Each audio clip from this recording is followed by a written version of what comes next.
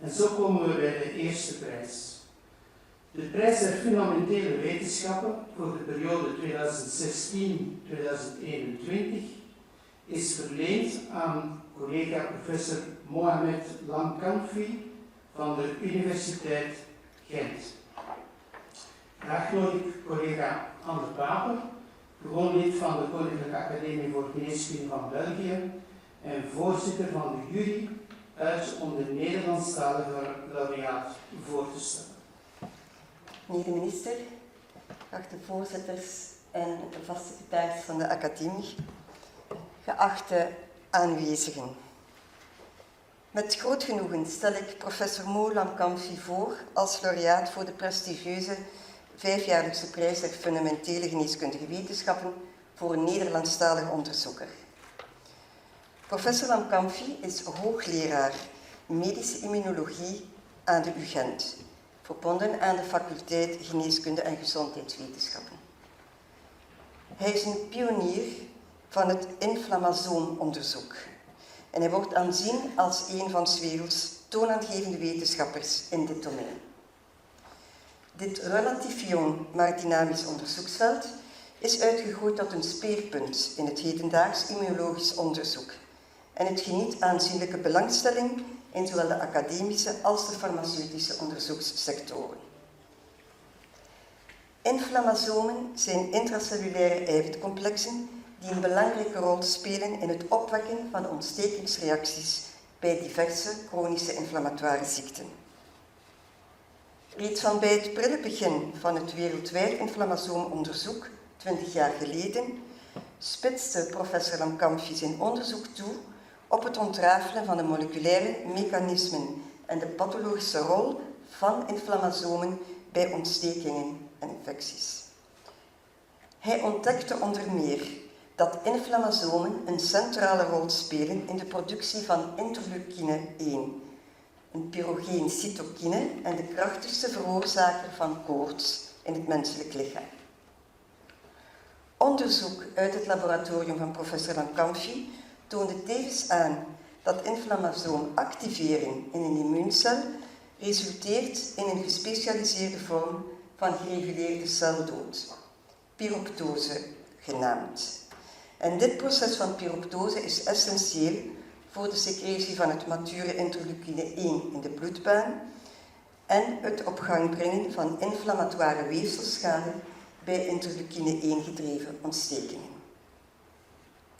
Het is duidelijk dat het onderzoek van professor Lamkanfi en zijn team in belangrijke mate bijgedragen heeft aan de huidige kennis over de werking van het aangeboren immuunsysteem en haar rol in aangeboren en chronische ontstekingsziekten bij de mens. Daarboven hebben de nieuwe inzichten uit zijn onderzoek over auto-inflammatoire ziekten ook geleid tot het ontwikkelen van nieuwe effectieve behandelingsmogelijkheden. Zo zijn bijvoorbeeld therapieën gericht tegen interleukine 1 beta of tegen de interleukine 1 receptor effectief bevonden in de behandeling van verschillende systemische auto-inflammatoire ziekten, waaronder bijvoorbeeld reumatoïde artritis. De onderzoeksloopbaan van professor Lamkanfi is bijzonder indrukwekkend en getuigt van een uitzonderlijke wetenschappelijke zelfstandigheid. Mo Lamkanfi is geboren in Antwerpen in 1978 en studeerde af als licentiaat in de biochemie aan de Universiteit Gent in 2000. Hij behaalde in 2004 het doctoraat in de biotechnologie aan de Universiteit Gent met felicitaties van de examencommissie voor zijn onderzoek naar de rol van CART-domein bevattende eiwitten in het immuunsysteem. Hij trok vervolgens naar de Verenigde Staten om er zijn onderzoekscarrière verder te zetten. En daar verrichtte hij succesvol postdoctoraal onderzoek over inflammasomen, eerst in het toonaangevend laboratorium van professor Gabriel Nunes aan het Comprehensive Cancer Center van de University of Michigan Medical School. Vervolgens zette hij zijn postdoctoraal onderzoek verder in Californië, in het vermaarde laboratorium van Dr. Vishnu Diknit bij Genentech in San Francisco. Met ondersteuning van een FVO postdoctoraal mandaat en een Marie Curie International Reintegration Grant keerde hij dan eind 2019 terug naar de UGent. Aanvankelijk met een 10% aanstelling als hoofddocent, die na het behalen van een ERC Starting Grant in 2012 werd opgetrokken tot een 100% benoeming als hoofddocent. In 2013 ontving hij de prijs van de Vlaamse Wetenschappelijke Stichting voor Biomedische Wetenschappen en in 2014 de AstraZeneca Foundation Prijs voor auto-immuunziekten en reumatologie. 2 jaar later ontving hij ook de prestigieuze Palais Latour Medical Research Grant uit handen van Hare Majesteit Koningin Mathilde.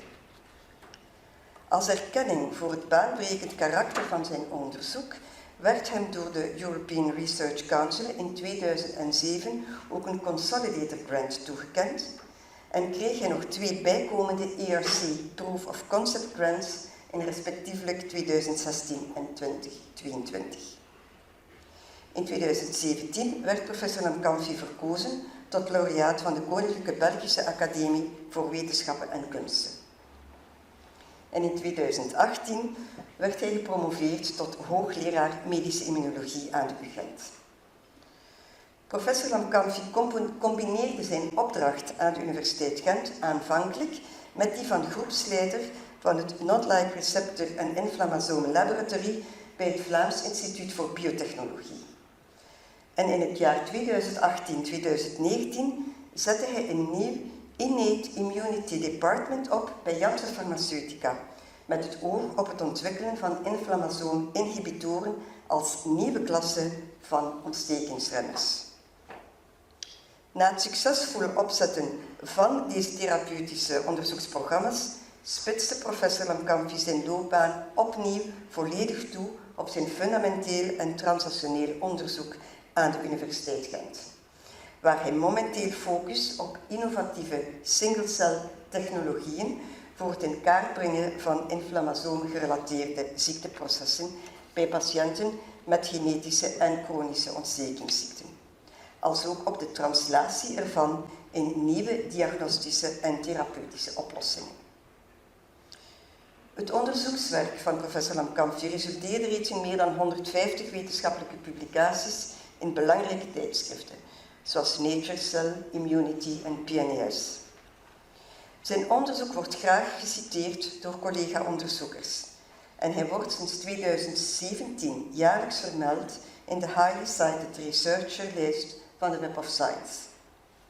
Hij is uitvinder van verschillende patenten en een veelgevraagd spreker op internationale congressen en seminaries. Professor Lamkanfi is ook lid van verschillende wetenschappelijke adviesraden aan buitenlandse universiteiten en wetenschappelijke instellingen. Hij is organisator van meerdere prestigieuze internationale wetenschappelijke conferenties over aangeboren immuniteit en ontstekingen, zowel in binnen- als buitenland. Professor Lamkanfi is een bijzonder getalenteerd wetenschapper, die met veel enthousiasme en passie vertelt over zijn onderzoek en een indrukwekkende reputatie opgebouwd heeft in het onderzoek naar de werking van het aangeboren immuunsysteem. Zijn onderzoek heeft geleid tot fundamenteel nieuwe concepten en inzichten die heel relevant zijn voor een brede waaier van medische disciplines. Het zeer innovatieve karakter van zijn onderzoek en de zeer hoge kwaliteit van zijn wetenschappelijke bevindingen genieten grote internationale erkenning. Op basis van zijn uitzonderlijke verdiensten als toponderzoeker naar de fundamentele aspecten van inflammasomen en hun rol in ontstekingsreacties werd professor Lamkanfi met volle overtuiging geselecteerd voor de prestigieuze Vijfjaarlijkse Prijzen der Geneeskundige Wetenschappen, periode 2016-2021.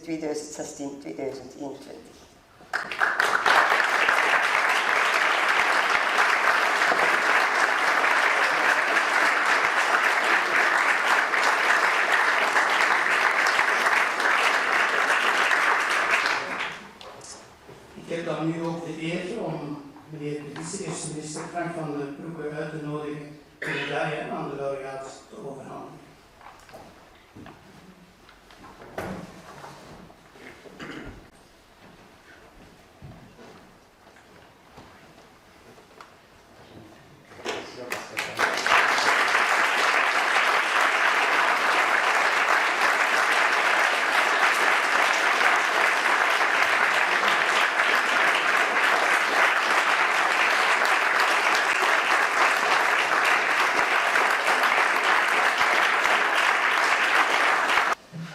dames en heren. De laureaat Mohamed Lamkanfi zal nu zijn doorgrond onderzoek aan ons voorstellen. Graag collega aan dit woord. Geachte minister, geachte voorzitters, geachte leden van de Académie Royale de Médecine de Belgique en de Koninklijke Academie voor Geneeskunde van België. Excuseer. Geachte aanwezigen, beste collega's, familie en vrienden. Het is mij een bijzondere eer en een groot genoegen om de Vijfjaarlijkse prijs der Geneeskundige Wetenschappen voor fundamenteel onderzoek in ontvangst te mogen nemen. Ik sta hier vandaag met een diep gevoel van dankbaarheid en nederigheid terwijl ik deze prestigieuze prijs in ontvangst neem. Het is een bijzondere eer en een voorrecht om erkend te worden voor mijn bijdrage aan het wetenschappelijk onderzoek. En ik wil graag van deze gelegenheid gebruik maken om mijn waardering uit te spreken. Allereerst mijn oprechte dank aan alle leden van de Académie Royale de Médecine de Belgique en de Koninklijke Academie voor Geneeskunde van België. En in het bijzonder de 3 voordragende leden, de professoren Mirko Petrovic, Mme De Paepe en Christiane van Lieve, voor de nominatie en voor het gestelde vertrouwen.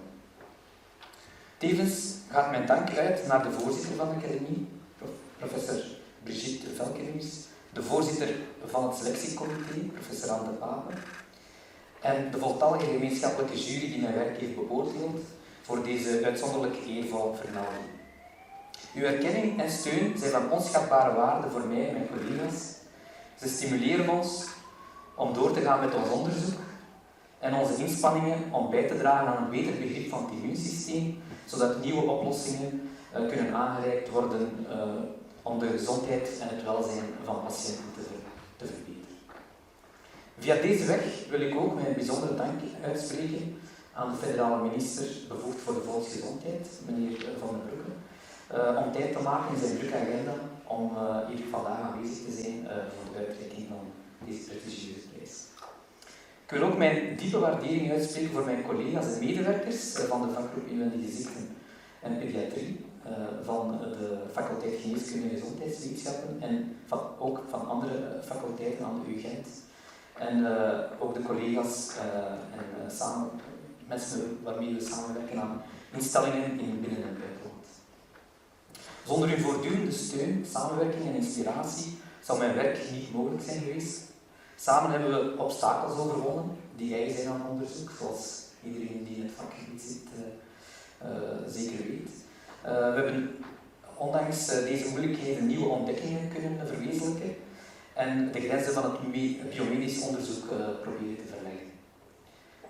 Daarnaast wil ik ook mijn dank uitspreken aan mijn familie en vrienden. Jullie hebben me altijd aangemoedigd en zijn een grote bron van motivatie. Deze prijs is dus ook voor jullie. Deze prijs is niet alleen een erkenning van mijn werk, maar ook van de inzet van de vele collega's in mijn laboratorium en zoals ik daarnet zei, ook verder daarbuiten, met wie ik de eer heb gehad om samen te kunnen werken. Laten we samen blijven werken aan innovatie, ontdekkingen en het streven naar een gezondere toekomst voor iedereen. Nogmaals bedankt voor deze eervolle vermelding. Het is een moment dat ik altijd zal koesteren. Dank u wel.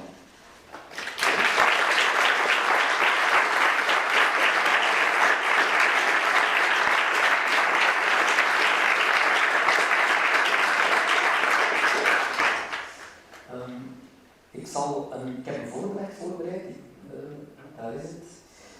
I will switch to English. I think that's probably easier for everybody. I noticed that it's also filmed on the internet, so probably can reach a wider audience. So, as Professor De Paepe has already very nicely and extensively explained, my research fascination has always been around these inflammasomes. So I will highlight a little bit the broader context, rather than going through all the different scientific works that we've established in the past few years. I will just highlight a few things and try to convey the broader message here. So our aim is to understand how these inflammasomes work, what are their molecular mechanisms of signaling, and trying to understand and translate that work towards novel therapeutic and diagnostic strategies to help patients. So it's all centered around inflammation. And I think we can say that during the last 2 decades there's been really kind of a small revolution in understanding the role of inflammation across different therapeutic areas. So here, for example, CRP, that's a protein that you can measure in your blood, and it's an indication of systemic inflammation. So already in 2007, so for quite a while ago, we've already come to appreciate that inflammation plays an important role in diverse diseases. It's quite uncommon, obviously, that you have one system that plays a role in different organs and pathology. So I'll try to explain why the immune system has such a wide variety of effects across the body. You see also the cover of Time magazine, I think this was already 2004, where inflammation was coined as the secret killer, because it's indeed involved in so many diseases that are harming patients. On the right side of the slide, you see the association between low levels of inflammation measured through this CRP protein. I will get to that, exactly what this protein does or is in a minute. But even in levels of this CRP that are considered healthy, so it's not when you have an infection, obviously the immune system kicks in and then you get really a massive increase of this CRP. But these are levels considered in the healthy range. So that the discovery was basically that even in this healthy range of 1 to 3 milligram per liter of blood, there is a clear distinction or association with all-cause mortality, cancer mortality, and cardiovascular disease. So, and I like this scheme that was published just a few years ago in Nature Medicine that tries to give a comprehensive view of how this mechanistically works. Why is inflammation involved in so many diseases? Why is it important? So what you see here on this scheme is that we know, I think everybody knows by now, that there are many, let's say, in terms of behavior, but also in terms of different external factors, including chronic infections that can cause inflammation, obviously. Physical inactivity, we know it's unhealthy to be physically inactive. Obesity, dysbiosis, so the gut microbiome is unstable. Your dietary habits, stress, and toxin exposure, they can all lead to inflammatory effects. So it's called here SCI. You see it in the middle there. It stands for systemic chronic inflammation. So all these inputs, that you are exposed to during your life, lead to systemic chronic inflammation. And it's this inflammation that then connects to a wide array of different pathologies, including diabetes, cardiovascular disease, cancer, even depression. We know that actually in a lot of patients with depression, they have increased inflammatory cytokines in the blood. Autoimmune diseases, obviously, that's classically associated with, but also neurodegenerative diseases, etc. So inflammation is really important in the body. And as Professor De Paepe already explained, interleukin-1 beta, there are many mechanisms to cause inflammation, but one key element is this interleukin-1 beta, or IL-1 beta, as it's called. You see it here on top of this scheme. So I will not explain everything, but I don't see, I think the scope of my arrow is not showing on the screen, but anyway.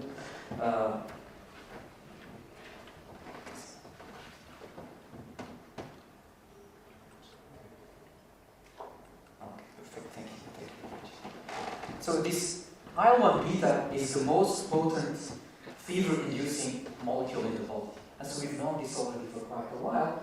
And it's really very potent in the sense that you need only picograms per ml. So this is a nanogram per liter of blood. So it's secreted in your bloodstream. And you need just 1/1000th of a gram per liter of blood to cause fever. So it's really a very potent molecule. To induce this inflammatory response. So in the clinic, we already have neutralizing antibodies. Because of its importance, we have neutralizing antibodies that can target it and neutralize, so it doesn't cause that effect. But so I mentioned this scheme in the beginning, where you have this association between CRP levels in the healthy range and a link with different mortality and different diseases. So how this works is that interleukin-1 beta, through another cytokine called IL-6, will work on receptors on hepatocytes in the liver, and then these liver cells secrete this acute phase protein CRP. And as you've seen here, you see here on the in this part of the scene that low levels. So this is all considered healthy levels. But even in these healthy levels, you can have below 1, intermediate levels of above 3, which is considered, they're all very low, and you have to use specialized, very sensitive assays. That's why it stands for high sensitivity CRP measurement. So they're considered extremely low, and you need a very sensitive assay to measure these tiny levels. Nevertheless, you've seen in the scheme before that they have a clear association with pathology. So just to highlight this importance of interleukin-1 beta, because we're interested in this molecule being at a top node of inflammation induction. So there was this seminal clinical study back in 2017. It was a huge study, more than 10,000 patients with cardiovascular disease.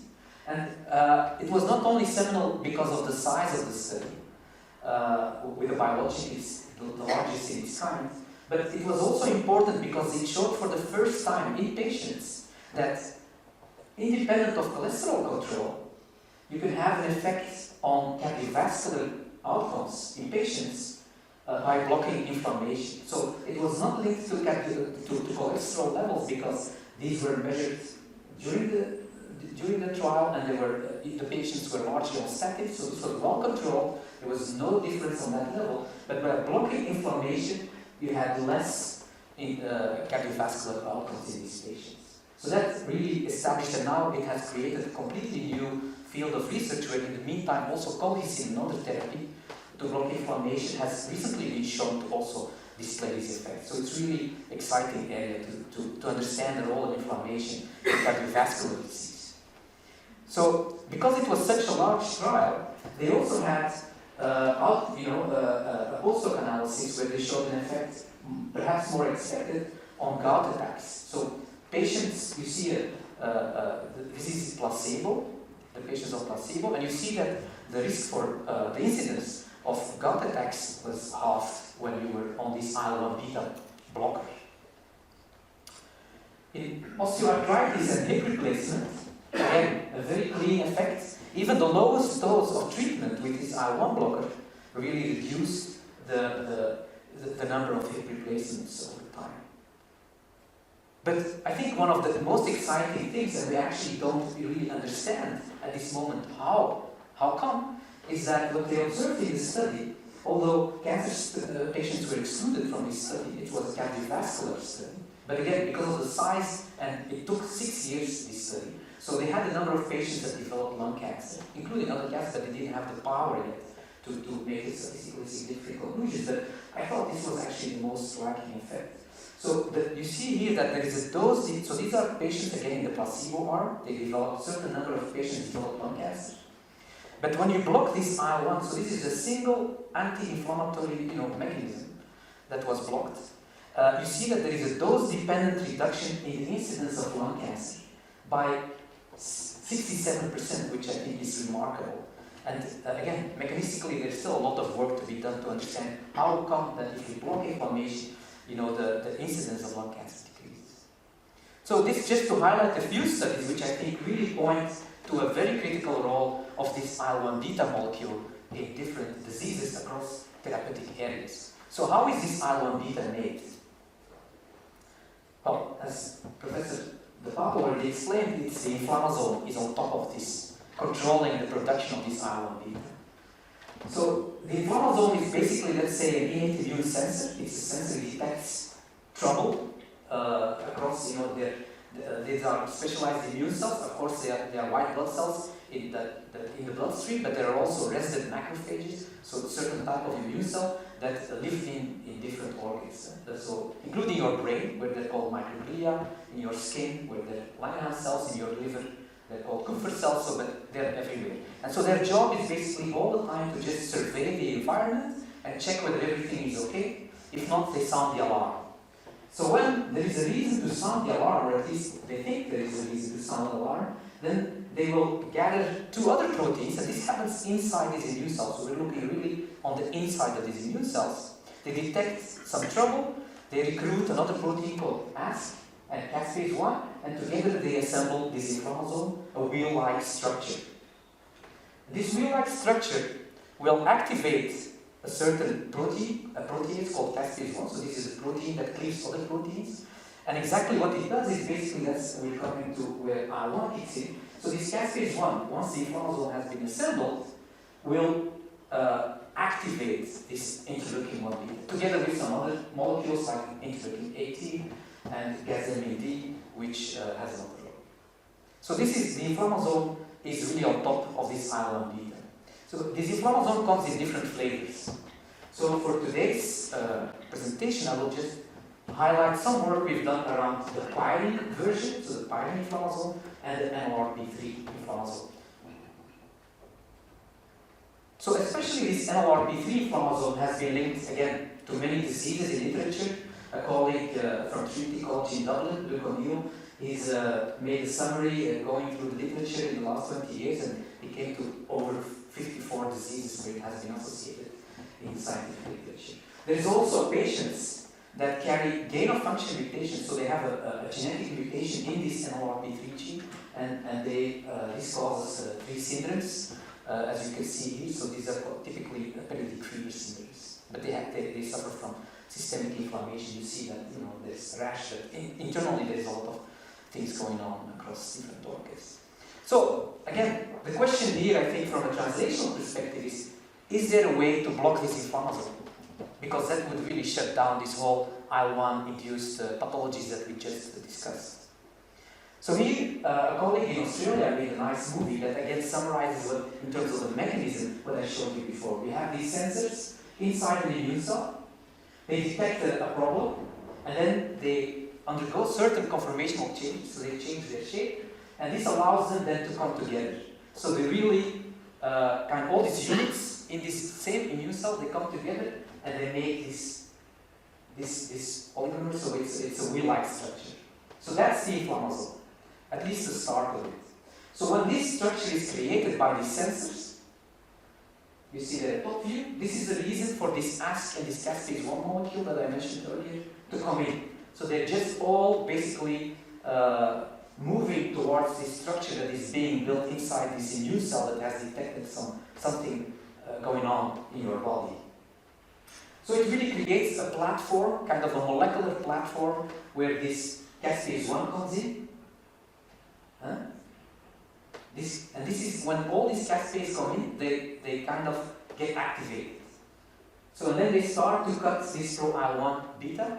So the cut is really essential because the pro-IL-1 beta, how it's stored in these immune cells, is harmless. So it doesn't cause any inflammation if it leaks out or whatever. You really need this cut by the inflammasome. And so when that happens, that's when then it comes out of these immune cells, and then obviously it will cause the inflammatory effects we've seen. So can we target this? Because that would be really helpful for patients, we believe.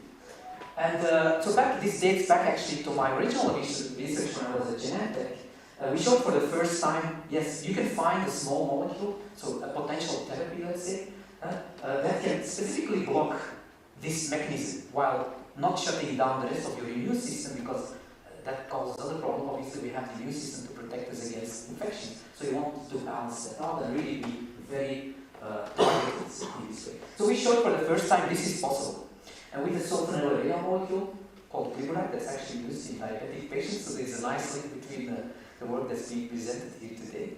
And so then it took until 2015 when a colleague, Luke O'Neill's group in Ireland, basically identified from a Pfizer library, identified this derivative of the original molecule, and he showed that it does the same thing as we showed back in 2009, only it's 100-fold more powerful, so which is good. You want to be as powerful as possible, because then you have to dose less. And then the question was, okay, you have this whole axis of signaling. The question is, how does it really work mechanistically? Like, does it target NLRP3? Does it target this IL-1? That's a big, from a wider perspective, it's maybe not a good, doesn't sound like an important question, but it's really important to allow rational design and further improvement of this molecule. So it took until 2019, when we, together with colleagues at Genentech and in the Czech Republic, University of Prague, we found out that it really targets this NLRP3 directly, and we also identified the region in which NLRP3 protein where it binds to. It's the central part of the protein, this NACH domain. And you can see here that it really interacts only with this NLRP3. It doesn't interact with the ASP or caspase-1 or other things in your immune cell. So it's really selective. And it works, the more you give in terms of blocking IL-1 beta, because that's what you want, the more you give in human blood monocytes, the more you completely shut down IL-1 production. And then the circle was completely finished basically in 2022 when colleagues in Germany, based on the research we've done and identifying the NACH domain of NLRP3 as a binding target, so they used cryo-EM microscopy, which is a revolutionary technology that was given the Nobel Prize in 2017. So it allows you to make basically a cell-viewer snapshot of this, a molecular snapshot of proteins interacting with their inhibitors, with potential therapies. And so you see this 3 molecule, this small molecule inhibitor, sitting right there in the middle of this NACH domain. So it really allowed us to give, now we have basically atomic scale information on how this molecule works. And this has spurred, these developments have spurred several companies to start developing potential therapies around this scaffold, around this chemical molecule, making improvements on it. And so you see a list, and we've recently reviewed this in a Nature Reviews for Drug Discovery that's coming out in a couple of weeks. So it's really exciting, and these molecules are currently in phase 2 studies, so hopefully in a few years they will benefit patients. So how is this? So now we know how IL-1 beta is made by the inflammasome, but this happens inside these immune cells. So how does it get out? It's in the cytosol that all this happens.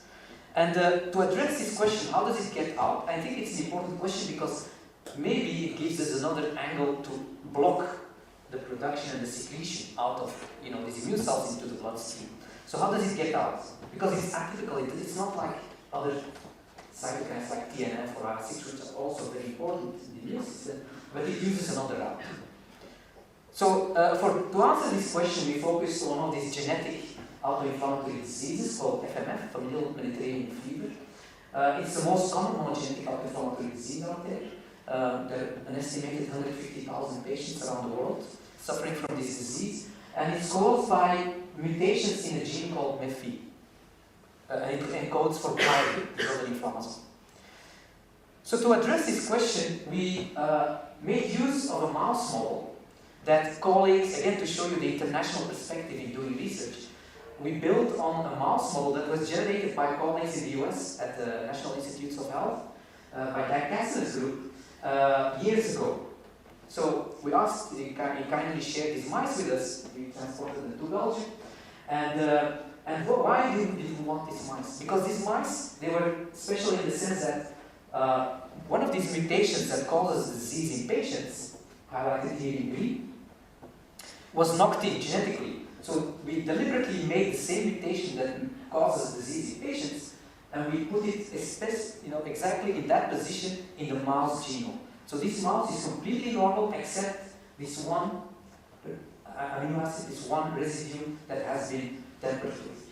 And just like in humans, when you are a carrier, so these mice, you have 2 copies of each gene. I think most people know in this audience.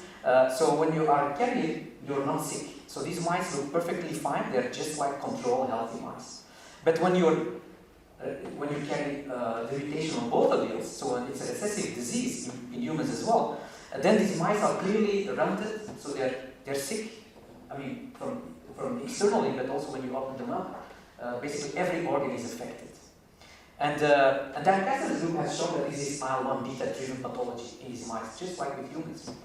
So this we thought is a nice system to test if we can try to find out how this IL-1 gets out to cause the disease. So what we did, our hypothesis was that this other substrate of the inflammasome, because the inflammasome matures IL-1 beta, the cytokine, but it also cleaves this Gas-dermine D protein, the that stands here. And this protein we know, it was discovered only in 2015, so we never heard of it before 2015.